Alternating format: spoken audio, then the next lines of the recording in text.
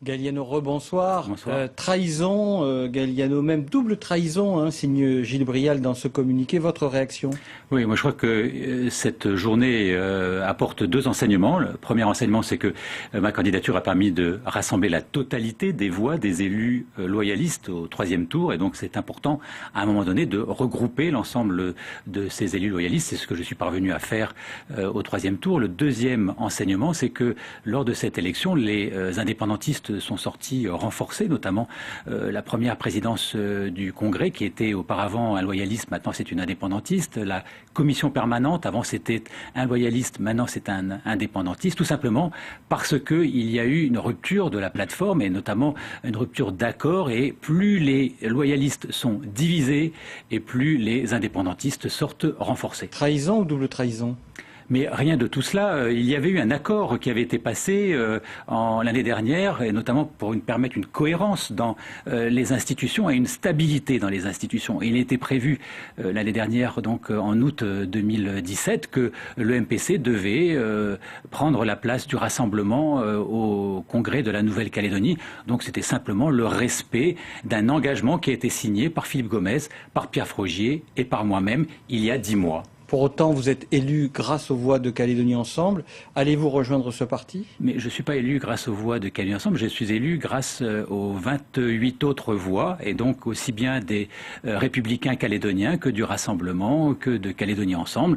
Donc je suis au MPC et je reste au MPC et je défends les valeurs du mouvement populaire calédonien que j'ai créé et que je continue à défendre. Mais il est un fait que si Calédonie Ensemble n'avait pas voté pour vous, vous n'auriez pas été élu. Oui, mais ça c'est vrai dans tous les cas. Si les électeurs de Calédonie Ensemble n'avaient pas voté pour Pierre Frogier, il n'aurait pas été élu sénateur. Donc à partir du moment où il y a des accords, il faut bien qu'il y ait ensuite des reports de voix. Alors vous retrouvez cette présidence de l'Assemblée du Congrès perdue en 2015. Votre réaction de retrouver ce poste? Je crois d'abord, premièrement, que quand on est élu président du Congrès, il y a forcément un sentiment de responsabilité, puisque nous présidons la première assemblée de la Nouvelle-Calédonie. Donc c'est un poids que je constate et que je ressens. Après, sur les fonctions, il y a un certain détachement nécessaire de la fonction en tant que telle, même si, je le répète, ça me donne des responsabilités particulières dans les mois à venir, et notamment, vous connaissez les échéances qui nous attendent. Alors Thierry Santa a retiré sa candidature pour dépasser, dit-il, les égos.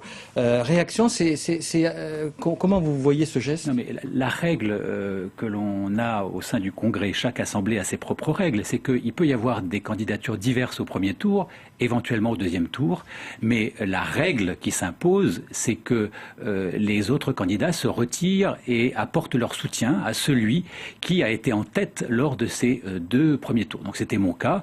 Il était normal que Thierry Santa se retire pour apporter son soutien. Alors vous restez avec nous, Galliano, car nous allons parler justement du rôle du président du Congrès que vous êtes. Quels sont les pouvoirs du rôle du président du Congrès? Sa personnalité est-elle déterminante pour mener à bien sa mission? Sa liberté d'action est-elle totale? Élément de réponse avec Dave Woyonasson et Sylvie Mehoun. La loi organique et les textes réglementaires stipulent que le président du Congrès dispose entre autres de la maîtrise de l'ordre du jour et d'un pouvoir de police au sein de son hémicycle. En clair, il a le pouvoir de désigner la liste des sujets à aborder. Il joue également le rôle d'arbitre lorsque le ton monte pendant les séances. Il faut qu'à la fois il ait de l'autorité, pour que lorsqu'il coupe la parole, il ne faut pas que les personnes continuent à parler, mais de la bienveillance. Il faut qu'il sache qu'il est avec d'autres élus, élus par le peuple, des citoyens qui sont habilités à élire. Et donc, il y a un respect mutuel. Mais en Nouvelle-Calédonie, ce respect, il existe. Et il faut le préserver. Au-delà des textes, tout repose sur la personnalité du président et sur sa capacité à convaincre. Par exemple, ouvrir le Congrès donc, à la population. Ce que j'ai fait moi quand j'étais président, ce qu'a fait le président sortant, Thierry Santa a fait énormément de choses ici, a organisé par exemple des débats. Voilà, moi je l'avais fait déjà à l'époque, des débats. Moi j'ai organisé à peu près un débat pratiquement tous les mois. Voilà, sur des thématiques. Avant moi c'était comment Martine qui l'avait donc initié. Moi j'ai poursuivi dans ce cadre-là. Au niveau des relations extérieures, le Congrès aussi peut participer à des réunions internationales.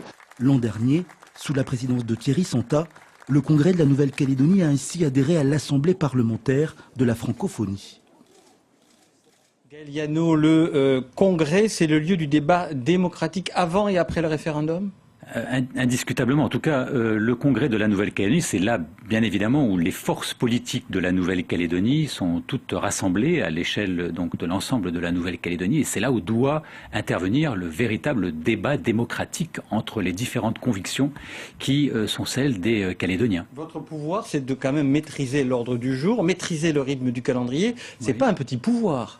Non, c'est pas un petit pouvoir, vous avez raison. D'ailleurs, je souhaite mettre le Congrès rapidement au travail parce que nous sommes en session depuis un mois. Vous pouvez ralentir, accélérer les choses. Oui, en général, quand on est élu, c'est pour travailler. Donc moi, en tout cas, c'est comme ça que je conçois les choses. Donc depuis un mois, le Congrès est en session. Il ne s'est pas encore réuni en séance publique. Donc je souhaite que très rapidement, le Congrès de la Nouvelle-Calédonie, qui est là pour ça, délibère et travaille sur les textes qui lui sont présentés, aussi bien projet de loi du pays que délibération.